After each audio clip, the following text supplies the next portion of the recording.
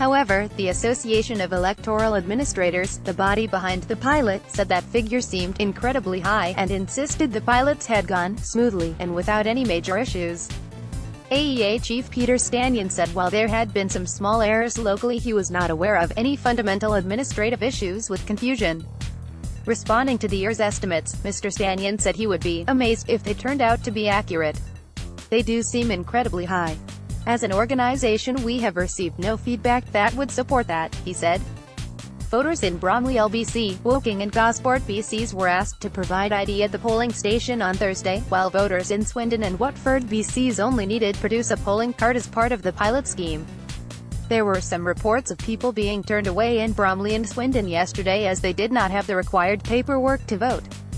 Mr. Stanyon said, "We don't know if there's been any positive or negative impact on the vote, it's too early to say. We've still got 3 counts going on in pilot areas, but in Swindon the turnout was up.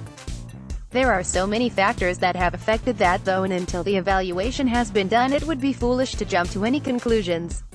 Noting that he could not comment on the pilot scheme itself until after an evaluation is published, Mr. Stanyon extended his congratulations to local polling administrators for successfully delivering election results under pressure. The Electoral Commission is statutorily required to publish an evaluation within 3 months.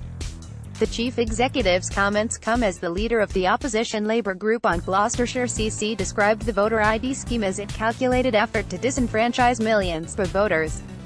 Leslie Williams, Lab, said, "This trial goes hand in hand with the hostile environment policy that this government has perpetuated, ensuring that our fellow citizens are shut out of public life."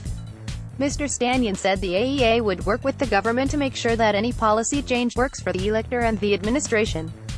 "We have to make sure we work with the government to make sure that unnecessary barriers to voting are not left in place from a policy perspective."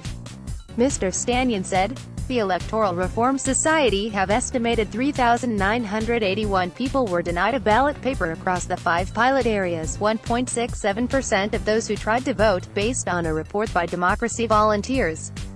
ER's chief executive Darren Hughes said, "These trials have been shown up to be the chaotic, undemocratic mess many predicted. These findings are exactly what many feared, that this draconian measure would result in blameless individuals being disenfranchised." He added it is vital moving forward that these draconian trials are not a fait accompli for a national rollout.